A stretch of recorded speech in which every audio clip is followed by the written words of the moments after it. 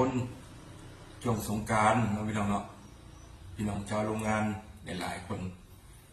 ที่ต้องเตรียมตัวแล้วตัวนี้คือไก่สงกรานต์แล้วนะพี่น้องเนาะเราต้องดูดีว้าวเหตุงานโรงงานมาต้องมีเงินละต้องมีเงินหลายๆต้องมีทองมีย้องใส่เราก็จะไปเตรียมตัวซื้อใจทองมาเพื่อจะได้ไปไอ้คนนะครับเนาะตัวกลับไปเก็บไปไทยมาเพิ่งมาถามไปเหตุงานมีเงินมีทองไปจากไหนเนี่ย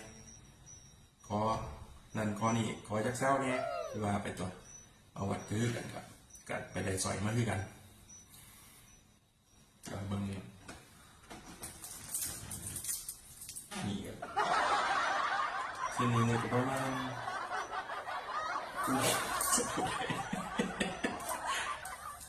เนื้อจะประมาณนี่ครับเป็นเส้นตัวดีนี่เส้นน่าจะประมาณ20 บาทเลยครับเส้นนี่น่าจะประมาณ20 บาทใส่มันดูดีมีเสน่ห์กับบานเท่านะครับพี่น้องคนจะได้ไม่ซาคนจะได้ประสากันเหตุงานบ่มีเงินมีทองเนาะพี่น้องเนาะนี่แหละการเหตุงานต้องมีเงินมีทองต้องมีภูมิฐานครับเป็นการทำงานมาแบบสื่อมาแล้วก็มาก็เอามาจำนะครับพอทำบ่มีเงินเราไปเที่ยวสงกรานต์หมดแล้วครับแต่หลายคนเป็นแบบนั้นครับผมกลับมาเขาก็ต้องเอามาจำ